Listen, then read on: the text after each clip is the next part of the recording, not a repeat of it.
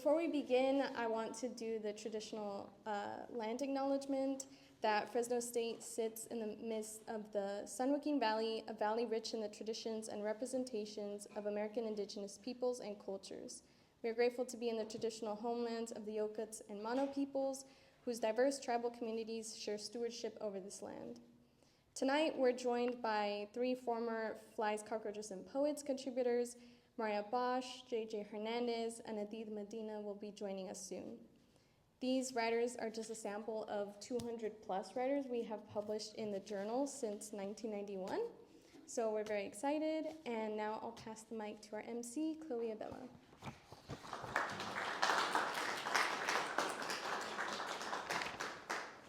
Hello.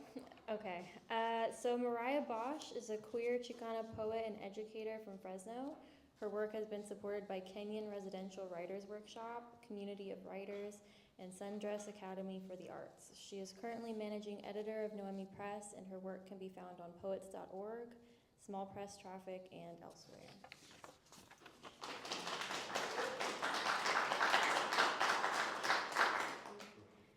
Hi everyone, thanks for being here on a Friday night.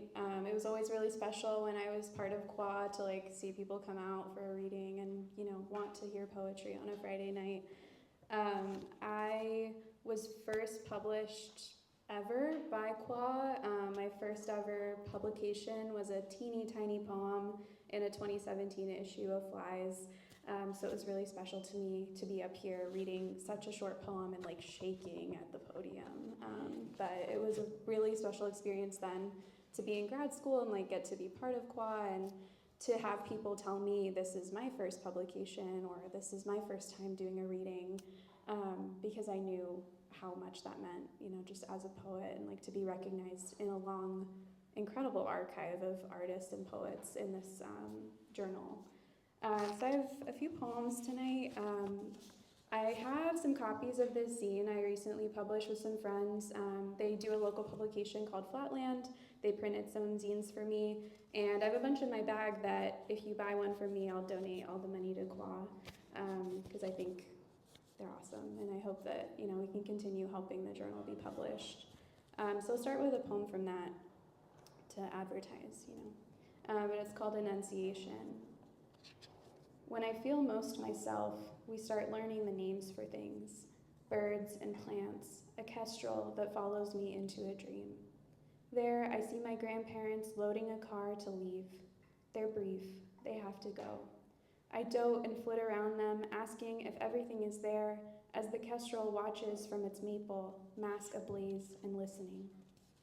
At Ball Ranch, I watch her trying to trust her own knowledge, guessing genus, as I list what I notice. A yellow stripe below the wing, a bright beak, a long curved feather as a tail. Twice I've told someone I felt a tender spirituality after all of this. I said it aloud and repeated it overnight, each time with the same tone of certainty. I use it now, too. The field guide confirms what she knew, what we both saw together. I expected blood. I feared never seeing. Instead, I learn the real names and add to our shared vocabulary.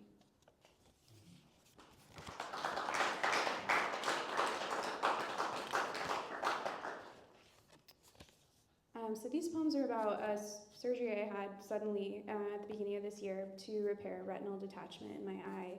And so a lot of the poems are about surgery and eyes. But this one is about all the silly language around things that are very scary, and how silly it sounded whenever they would try to explain to me what was going on in my body. And yeah, just medical language, I think. It's called Mixed Metaphors for Retinal Detachment. There's jello under your eyelid, and that's what it's seeing when it has to boil over and go somewhere. The saran wrap tore open, and the lava lamp goo doesn't have a big enough container. The wallpaper has been pulled in every direction, and now it's leaking sand. Luckily, your eye isn't as big as a golf ball, but it would burst like a cherry bomb unless we put a grocery store twist tie around it. The scrunchie will send all the marmalade back behind the screen. You'll probably still see shooting stars, but it's just because of the shoelace sending them into the TV that you look through.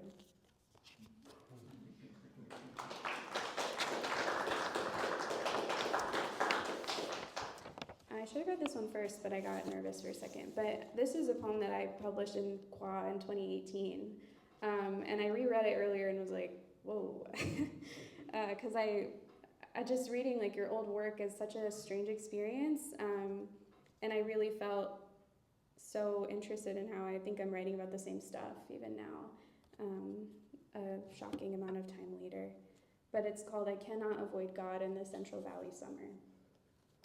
As I leave the grocery store, there's a card clipped to the dashboard of the car next to me, a painting of Christ with the caption, "This has to stop." My steering wheel burns my hands as I pull away, wondering if I should have tapped on the window and asked what it all meant. Browsing through framed photos at the thrift store, I overhear two men parting ways. One says it was nice to see the other, and the second man says it was nice to be seen, and that God has given him another day. As he says this, I find a framed portrait of the Virgin Mary, and we lock eyes. I buy the photo, I leave the frame.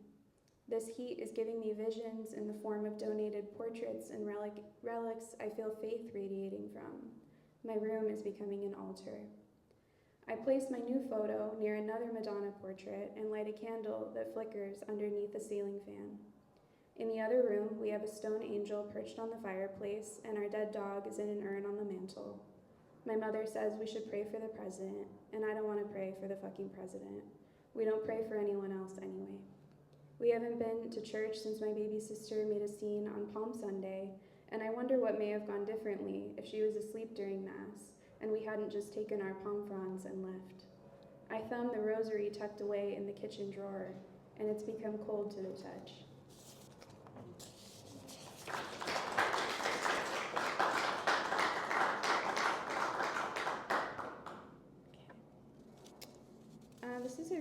The rest of the poems are recent. I was lucky to go to a few workshops over the summer where I got to be totally new places with totally new people, which is great for a poet. But this poem was written up in Lake Tahoe area at Community of Writers. It's called Misnomer. I transcribed what I heard was the name for pine fingers.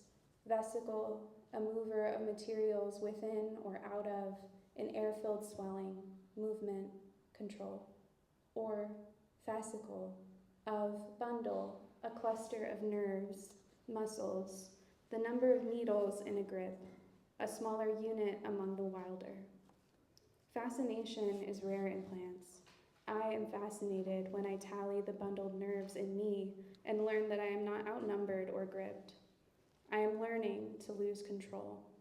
I grip, I bundle, and the nerves move me within and out of an air-filled swelling.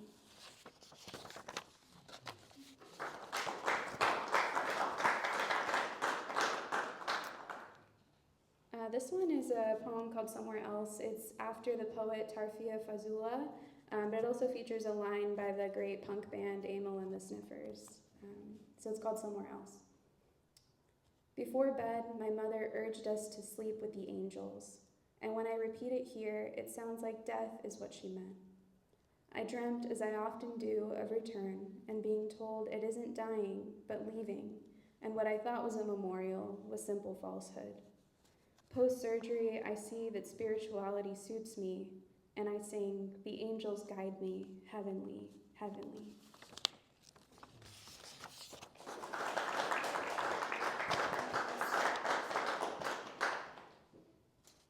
I have two more poems left. This one is called Imitation of a Sapphic Dream. It was inspired by an exercise where we're thinking about art and encountering art. And I think that ekphrastic work has really been helpful to me, and I've been feeling like I haven't been writing very much. But Imitation of a Sapphic Dream. A female classical figure, a garment, her shoulders, almond-shaped, lips in the shape of a cupid's bow. In the melon, interrupted, wrapped, clipped close, it radiates from the crown, shallowly carved. A hole is drilled, is missing, is covered with a right side. There's an inscription on the garment at the bottom of the bust. The gallery does not allow me yet. The art is too precious and unexposed to breath. I'm looking for the bust of Sappho, which is so expected of me. Recordings have led me here to follow its sound, finally touching me. She isn't here whole, and the body has been degraded further into Anne Carson lines, Etsy mugs, a replica industry, an entire genre of pop music, and I can't believe that they've decided to house her outside of my parents' house on top of a Honda Civic temporarily.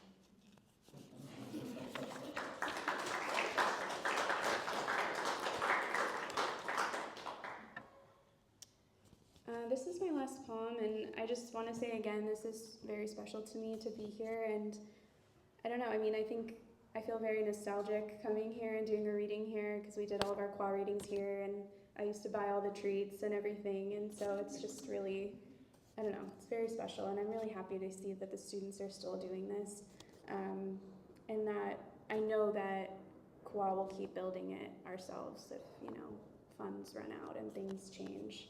But it's special to see it just keep going forever, because I think that's what Montoya and Chacon would have wanted, just this like guerrilla, we'll do it ourselves kind of thing. This is my last poem. It's called Hillside, Tennessee. A lamb will be born any minute now, and it won't symbolize anything, though it will have meaning, like real life does. I'm learning about small motion and how to spend time I've purchased myself. Still, it is time that is mine. I take photos of some things, take days to sketch the trees tangled out my window. Any minute now, I'll make meaning out of what real life has finally reached me. I want to show what I've learned. Being alone doesn't mean I can't wish that I weren't. The way together can't mean always. All these words we use just mean total. If a lamb was born today to this clear blue afternoon, then the day becomes marked by birth, a point on the timeline anew. To live and see life continue and keep breaking off from other life could be enough. Thank you so much.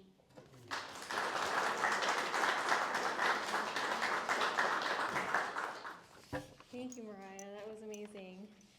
All right, next we have JJ Hernandez, who is a poet in Fresno, California. He holds an MFA in poetry and served as the inaugural fellow in the Laureate Lab, a visual wordist studio under Juan Felipe Herrera.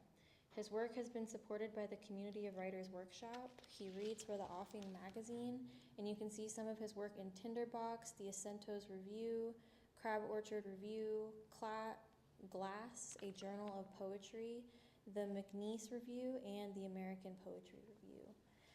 Help me welcome JJ, please. Again, I also want to say thank you to CWAA and all of the positive experiences I've had around it. Again, like we would think about like when we first publish and when we first do things like this, and it feels so like long ago for me. And it wasn't that long, and it was a good thing, and it kind of pushed me to maybe think more about writing in general. I am grateful and thankful and all that stuff. I just messed this up, but yeah, cool. I'm gonna read some poems, and we'll think about it. I did, think about like the progression of poetry when I was setting up like what I was gonna read and how that was working. I found the poem I published in CWAA, and I'm gonna read it just because I don't know.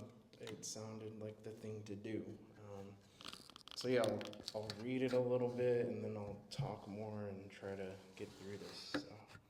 I can read until Aideed gets here, that's very Aideed.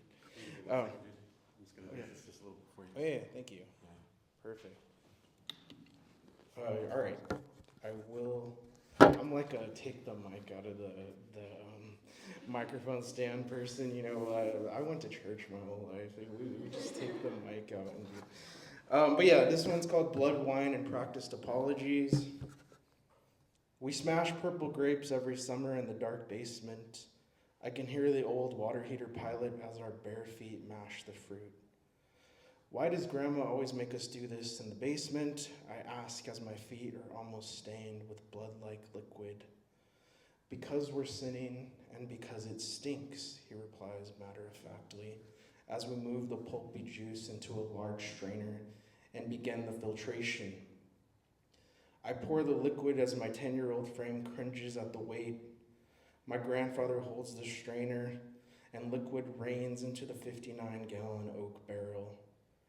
Red pulp-free juice is our prize.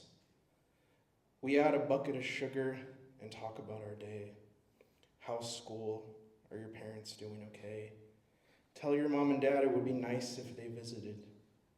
I listen distracted, but answer the questions as I close the barrel and we carry it to the wood shop. I know my mom will never come talk to him. Back in the basement, we open an older bottle and drink. This is when my grandpa practices apologizing to my grandma for all the times he beat her, and I listen and drink more wine.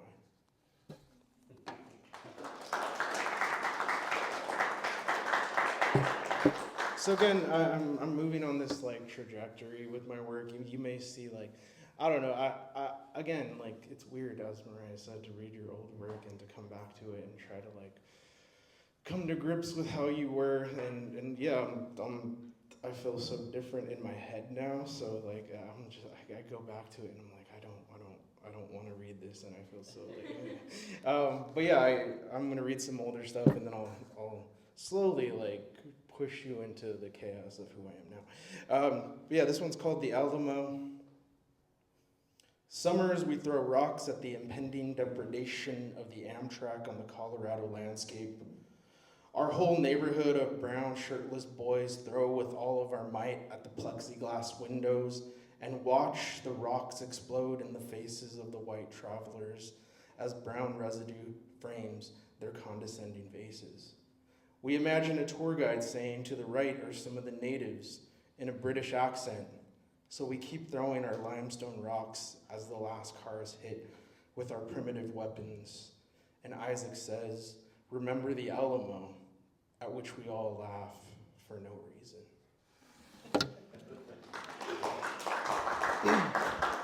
I know, I feel this like, this is time progressing. Again, I intentionally wanted to feel that for myself, not for any of you. I'm really selfish. I wanted to like see what it would feel like to read all my work from like the older version of myself to the newer version of myself, and I'm enjoying it. I'm enjoying like who I'm becoming and who I've been and all that stuff. But yeah, this is another older poem, and then I'll get into a few new ones, and we'll see what we have time for. This one's called Praise Break. It was published in Queen Mob's Tea House, which has now become defunct, sadly. One of like the coolest like online journals. I don't know. I looked through the archives online. You could find the archives, but I was like, that's too much work. I'm not doing that kind of work for poetry. It doesn't do that kind of work for me. So yeah, this is called Praise Break. Driving to Jackass Rock Campground, Dad bobs his head to gospel music. I can tell he wants to clap his hand, but he doesn't want to veer off the windy road. My two brothers try to grab branches and weeds from their halfway rolled down windows, yelling when the branches slap and burn their hands. When the gospel song moves to a musical bridge, organs whir, and my dad shouts, "Woo!" while I stare at the impending rocky cliffs.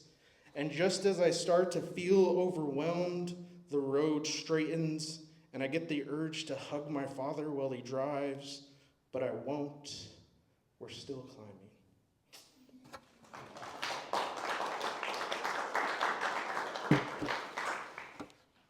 This next poem I wrote, a couple of years ago, is for, again, Juan Felipe wanted me to do this thing where I think about like Fresno in general, and we were talking about all this stuff, and so this poem has a long title. It's called Small Town Kid Gets Jumped in an Apartment Complex in Fresno, a Broken Wrist, a Concussion, and Possible Cyst in His Brain. I guess I don't understand violence anymore, and yes, it's a war out there, and yes, if you swing at me, I'm going to swing back. Isn't that absurd, Elbe? This poem reads like some Tarantino with racist diatribes about violence, like the scene in Kill Bill Volume 2 where blood runs down into the sunken dance floor.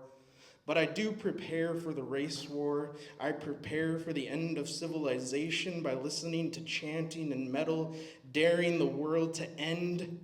Speak to me in the tongues of men and angels. The white man will take my jobs if I let him. Presence is more important than safety. They know that. They know with their serpent flags and rifles. Isn't Satan a serpent? Remember he slithered up to Eve in the garden for fun. Was he offering fruit or bullets? God in all his majesty said the violent take by force. It's absurd, I know, but I will survive the apocalypse because I've killed a charging rooster with a metal pipe. And I know the mountains taught me more than I think. I will not back down. I've cut a snake's head off with a flathead shovel just after it struck my shoe. Venom is absurd. Pain is irrelevant. Maranatha, Maranatha, I dare you. I'll be here waiting.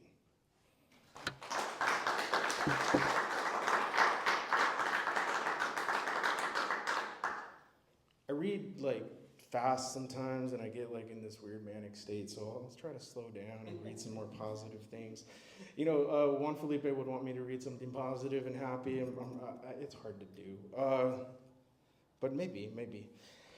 I'm gonna read a poem that's talked dirty to me in myth. And it's just something I was thinking about a couple years ago, and I don't know, I'm gonna see if my phone works. Talk dirty to me in myth. Yes, I'm married, and yes, I've imploded, and no, I'm not okay, but it is all okay. And I want a pack of cigarettes. Aeneas drove into the underworld. Sometimes it dove into the underworld. Sometimes it's so sexy to dive in. I've never been as emotionally stunted as I am now. I need to say all the things. That too is vague. I feel misanthropic again, but I have to tell you that a conversation is meaningful. I like when poets use tercets to offend people. I've never tried. I hate all this manly shit. I need to say that daffodils remind me of you. That is a symbol. I hate this fucking artifact journey that my brain goes on. I know so many words, but words are a cop-out. Telling someone they remind you of crossing the river Styx is irrelevant. That wasn't even a river in my myth. There wasn't even a river in my myth, but maybe I looked into a river and wanted to fall for my own reflection. Remember, the Bible says no man hates himself. Flowers are cliche. Sun is God. Earth is void. I've been in a coal shaft for so long. Rebirth is imminent. I hope you're there, moon-kissed, sun-showered. And that's what I don't know how to say. I want to be less careful.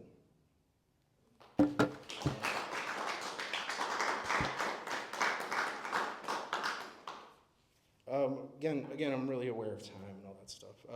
I have a couple more, and I won't hold you forever, but as I think about a lot of poetry in general, there's the mythos around poetry and what that means, and I read and thought about myth a lot in my lifetime, being really Christian and all that stuff, fundamentalist. And then also, I'm really interested in underworld myths, and I'm interested in Aeneas and the Odyssey, and I've really grown into a new way of trying to think about them. But I'm also trying to think about the mythos around poetry and what that means to me while thinking through form and theory and all that stuff. But I wrote this one while thinking of that and what it means to me. I call this one Duende. I know that's somewhat of a cliche at times, but yeah, Duende. I remember reading that poetry is like pulling glass through your veins, and someone saying, that's Duende. Lorca was probably just fucking with us. I wish I had unlimited money to wander around New York and write poems. But poet in New York is so good, says every ethnic white Mexican I've ever met. My grandma told us the story of a little man who terrorized her house in uptown Starkville. He lived in the oven, and my grandpa had to chase him away with his rifle. All myths have a purpose, right? I don't believe in archetypes, but I want to. I like to argue with educated white people about this. They all want to believe that there is a common story. My favorite quote about mythology is that it's other people's religion.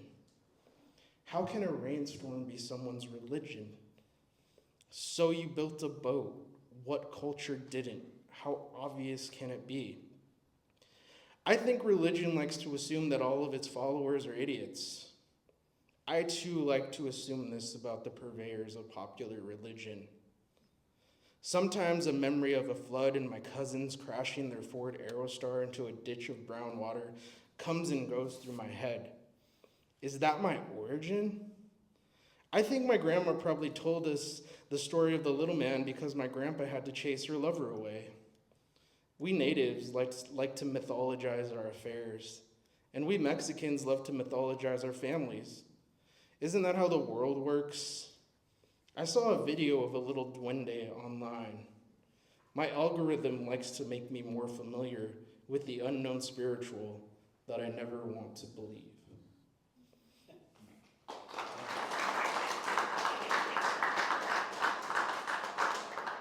Let's see. I'm in this mode of writing to my colonizer, and I think that's something I don't know, I've been working through for a couple of years, and that's how I've been kind of tackling and thinking about poetry in general and what that means to me. I've published a couple poems on it, but I'm not where I need to be with it. I do think through this a lot, and I do think of this, how do I write to my colonizer? How am I in this mode? What am I thinking about in general? So I wrote this poem called Nomad. Again, similar themes probably. If only I had enough money to lose it all in a recession, followed by a pining depression of my white post-industrial soul. I want to name my cargo van and travel for the sake of traveling. I want to shake my pasty ass on camera and win an Oscar. So fun. Post-pandemic America will be full of broken down motorhomes and white vans that some nomadic kid named on TikTok. How do my dreams tell me that I am lost in the veins of society? I hit a golf ball with my brother after I spent hours watching his kid because their Bible school can't go a full day, and he works so hard to buy them black shoes because I can see white socks in the toes. I can see toes in his white socks. Can you give me a free pass? I'm not living the white life. The gradual release of responsibility is a theory that some equity professor enacted in teaching pedagogy, some professor who ignored the communal teachings of my ancestors and wants me to tell my brown students to pull themselves up by their bootstraps. What is a bootstrap? We wear Nikes and Adidas anyway, puto. Go read some Paulo Freire. And how can I tell them to stop working, to stop driving forklifts or cutting red sinews of flesh from hanging cows on conveyor belts? I have no release from my responsibilities. I can't build a cabin in the woods and jerk off. I got shit to do. In the last days, men will be lovers of themselves. What's so bad about that? I love myself, but I can't help but think that Whitman sounds so much like white man, and that to love oneself, you lose the souls of those you are responsible for. And yes, I ended a clause with a preposition. I guess that's just making all the fucking difference. The body is electric, but some of us don't have to sing. Yeah. I'll read two more and then I'll call it a night. This next one is called The Utterance is Postmodern. This one kind of, again, in the same vein, in the same thought process, kind of harsh and direct, and I'm sorry about that, but, you know, maybe. The utterance is postmodern. Imperative statements are the only way to write poems anymore. The planet is over. Fuck the environment. Stop blaming me, white man. I'm going to slap the shit out of you. Look to the stars for guidance, asshole. Do what I say. Tell Jesus you love him. Tell your family they don't matter. End your stupid relationship with that dumb tarot girl. Kill yourself in a fit of rage. Do it. No, really do it. You want a gun. Do it.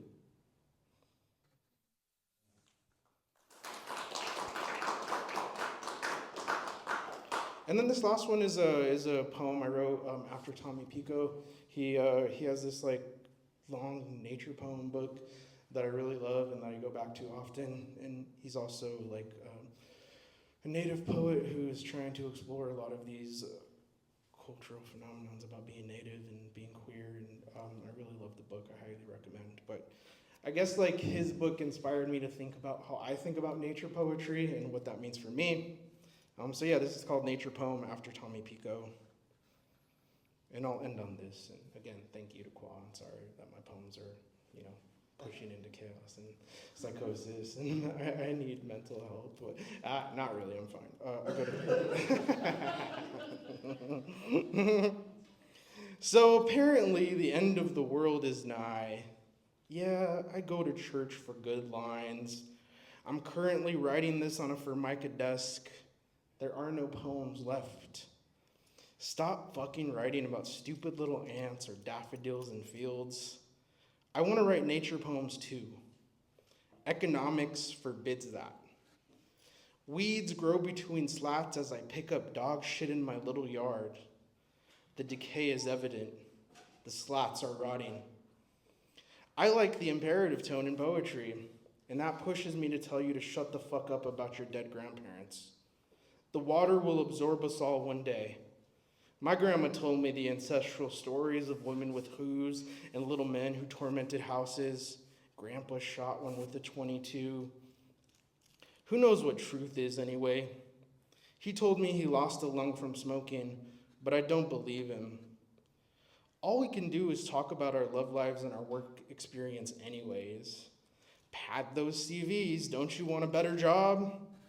She took me to an abandoned coal mine and made an ASMR video about it. Sometimes I would put that on to sleep, but she made her Insta private. My sleep schedule is now so erratic. And no, I won't text her or hit the dreaded follow button. Coal is where I find comfort.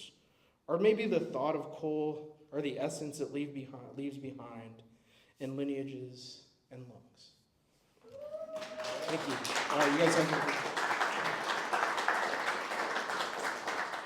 Thank you, JJ. And don't worry, I think you fit in just fine with us over at CWAA.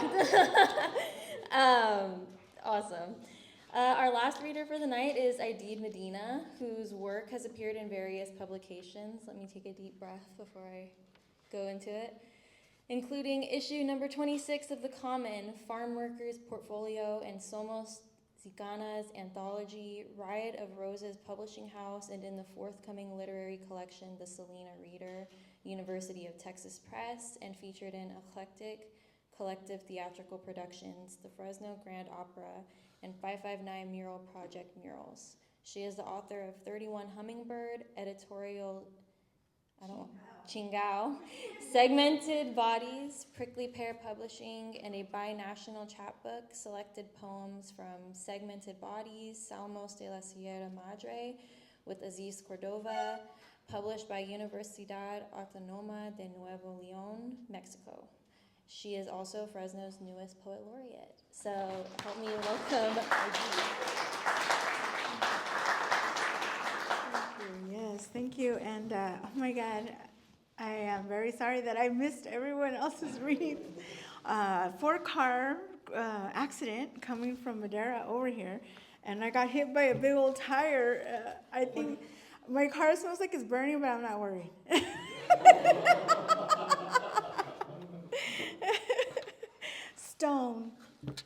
de piedra sangre. I make my own heaven, dragging it out of the streets and inhospitable terrains. Mix tabique brick, mortar, my hands need. I need to make my own heaven. Clandestine in broad daylight. It's microwave popcorn from Costco because Costco can cross the border as many times as it fucking wants and has never been asked to go back to where it came from. Not in this kitchen, bleached so clean, the roaches have to ask permission to scatter out on the floor like a carpet. Zulema and I don't flinch. We figured it out, all of it. We know we have lived some shit, and now it takes more than a cockroach to keep us from moving forward. Fuck the roaches, the military, the long nights, and even longer days.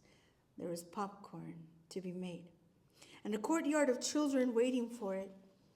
Baby girl walks in to check on our progress. She waits impatiently for popcorn. Smell it. Deep breath. Butter all around the shelter. La casa, a house built on a solid foundation of Goodyear tires. Unpacked, repacked, suitcases, unpacked, repacked, plans. Today, there's the certainty of popcorn. All that matters is today, for my sake, not Zulema's. The flower beds and the upside down Christmas trees drying in the sun are so beautiful. I'll remember them when I'm far away, watching my children for signs of chill. I will remember them, determined, uneven steps protruding out of a hillside, going wherever they need to go, wherever they need to go. There is no going back.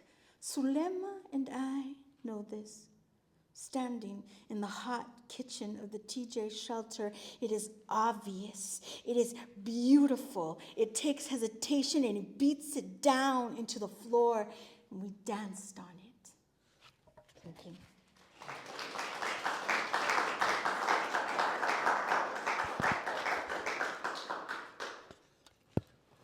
Waiting in hot cars. Put it in one of the shopping carts. Abandoned on the blacktop, the summer turns streets and parking lots into fire-breathing tar snakes. Roads always slither away beneath our feet. At the end of August, of the apocalypse, streets can swallow cars, people. Watch the man in the next car over, peeling back a scab. Tired man. We all must watch. Leans in against the seatbelt, heavy, head heavy, his bright scab red now. We have been crying.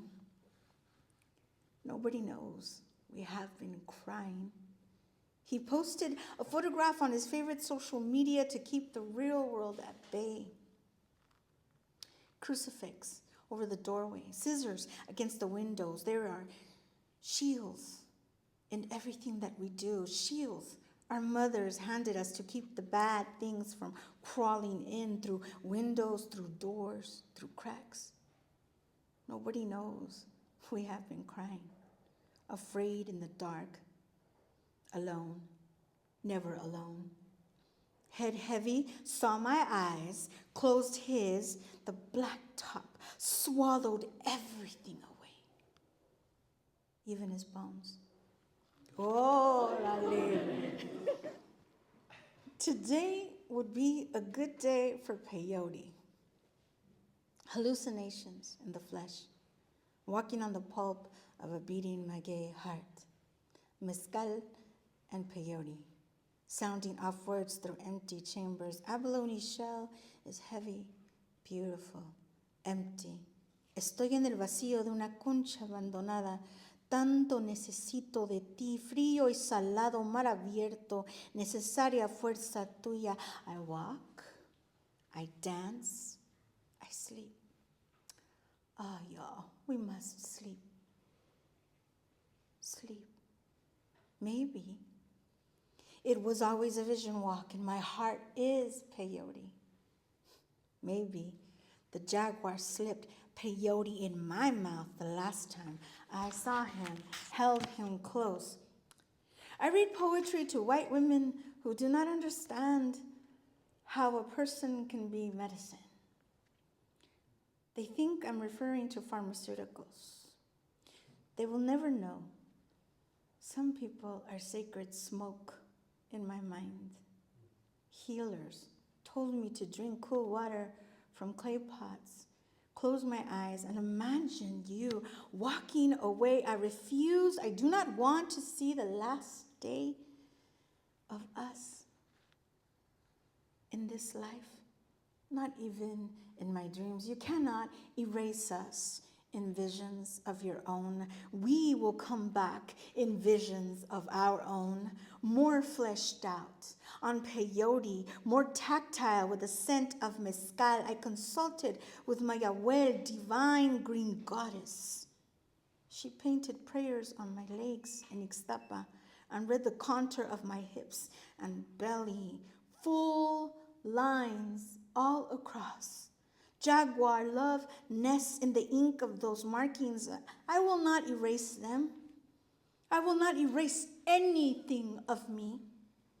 They say love and mean it profoundly. It is my destination, journey, a walk, this riding, the beating pulp of my human heart, a flight in colibri thoughts, peyote love. Give me peyote. Stand on the edge of the blue desert with me. Do not write any more dry poems for me to read. Thank you.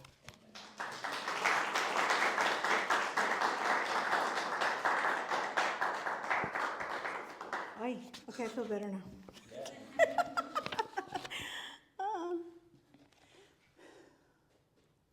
Mothers of Light and Shadow. Quote, I saw the flowers in your hair and thought your writing would be flowery. Anonymous, so we don't have to kill him. Sisters, in the word, our writing often misconstrued as confessions of our softer sides. Haven't felt the blade of my tongue. Have you read not knowing it takes strong constitution to turn your skin inside out like a snake and continue to write complete sentences? Make sense. We travel to fictional places.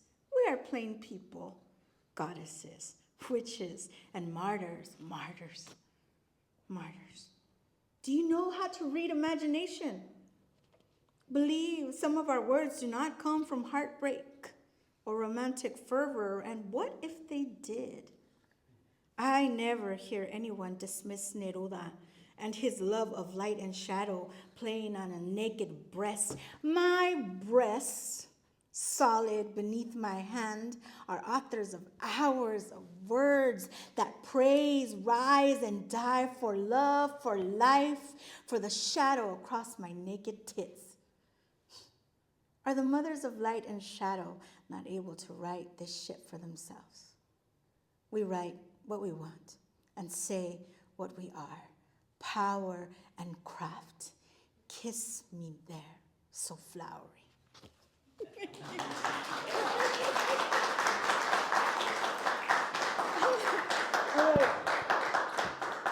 I'm just waiting for it to turn off again. I'm like, don't hurt.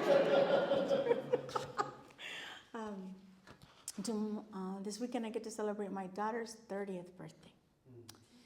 And I'm really excited. And I asked her, what do you want to do for your 30th? I wanted to send her across the pond somewhere to Mexico, do some discovery travel or something. And she's like, I want to go to Pismo.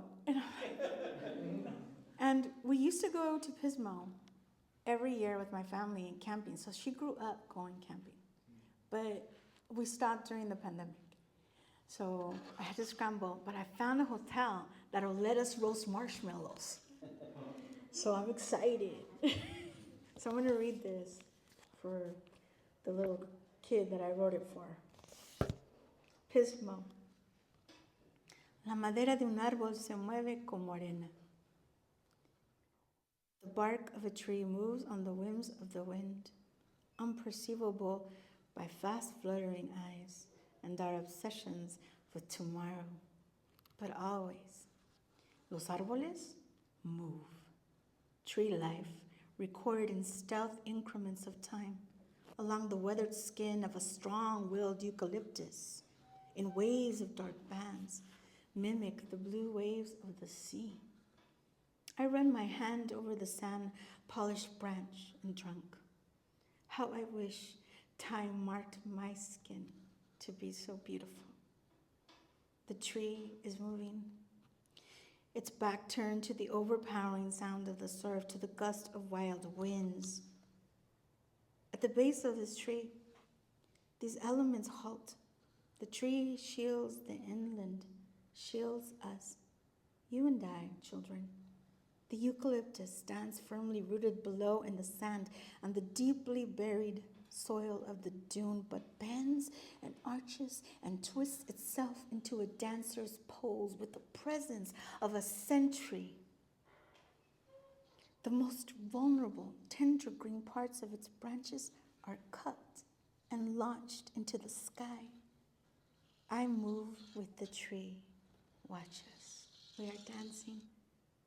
Sit on bent limbs, quiet my breathing, thoughts, my pulse, my hands humble but raised. I see the ghost of the afternoon moon framed between my palms. Time is passing. We move together, the moon, the ocean, the tree, and my children.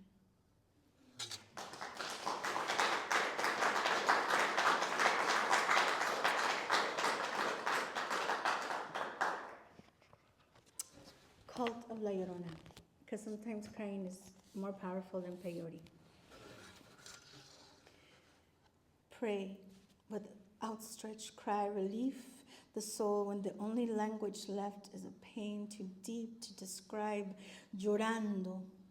Words cannot carry the weight of some emotions, pounding on teeth to leave the wound. Humans know the howling that comes with death of a loved one, but any root torn from ourselves can cause the wailing. Forced out of our homeland, ripped away from mother and father, genocide, war cry. La Llorona has been on a war path for centuries, and here we are, unburdening her holy endeavor. Algunas heridas no terminan de llorar, no terminan de llorar por nosotros. How many times can you rape a woman before she gives in to eternal howl? I ask my own body.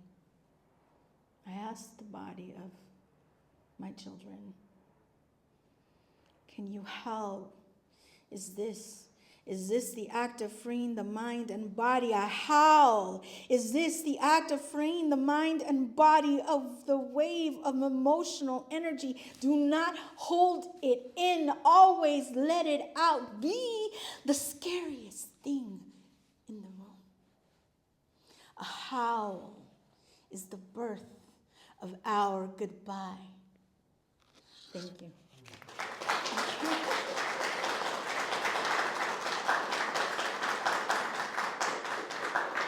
You all need to tell me when my time is up. Let me know, because I don't know. I'm not, as you all could tell tonight, I'm not very good with time, right?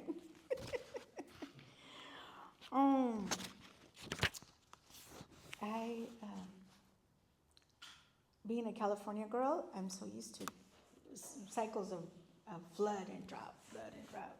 I've lived through a couple of floods and some droughts in my 53 years of life.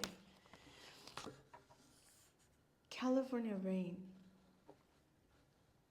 Don't float away. Find something to keep you inland, close to me. The old bench facing the ocean looks anchored enough to keep someone safe. Just long enough for me to get there, just long enough for me to pull you from the rising sea. I've often told my kids, thank you. I've often told my kids that I'm going to retire back where I'm from, and I have my eye on a couple of little shacks in Castroville and Moss Landing and Santa Cruz, and my daughter says, but you're a biologist and a scientist, and you know that the ocean is rising. I said, yes. And by the time the ocean is there to claim what belongs to the ocean, I will just take a nice little dive in from my porch. And my children think that maybe they need to keep me away from the ocean. Hopefully they won't be afraid this weekend. Astronomer. 1. I sit still, listening to the rain, to the wind, shaking every limb on the trees, just out of hand's reach from a balcony. I stand and watch the sky for changes in the moon and visible celestial bodies. I'm a sky watcher, heaven seeker, stargazer, sun tracker. My eyes are forever turned upwards, writing down calculations of colors, the distances of stars. Is that a new galaxy, a black hole? Where are we heading? I listen to rain, listen and I pray. For people who must listen, for people who look up into the sky for aircraft, for encroaching explosions, for new black holes to watch, for death coming, death falling from heaven. I listen, I pray out loud, I pray silent, I pray clutching my belly, the place where this universe comes from, thinking of the children huddled in tight knots, listening, praying with their mothers over the bodies of their fathers. New universe opening up. 2. If they survive the bombing of their city, will they be able to grow up, to be sky watchers, in love with passing planets and blinking stars, scientists who jot down data and data and data? The rain continues to fall on the roof of my house. How many roofs have collapsed and how many cities into crumbles and dust? Were they watching from the corner of their homes, looking upward to see the first cracks in the plaster? In heaven, is there time to notice each piece of building fall? 3. In the drain pipes of any random building, you can find cosmic dust, meteor fragments. In bombed out towns, air is heavy with shards that did not burn bright, but did not come from the stars. War lingers in the atmosphere. Do the shell-shocked sit still in the rubble of their homes, exposed to this night sky, frightened now, keeping their gaze down, afraid to look up and see more death approaching? When they breathe in, it will cut me to remember that all I did was look upward into the beautiful night sky. Thank you.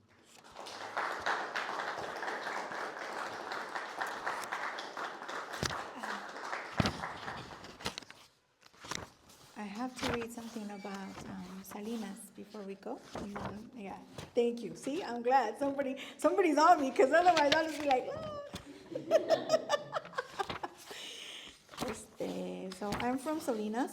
It's a little town, and I'm going to try to soothe us all down so we can leave here feeling a little peace.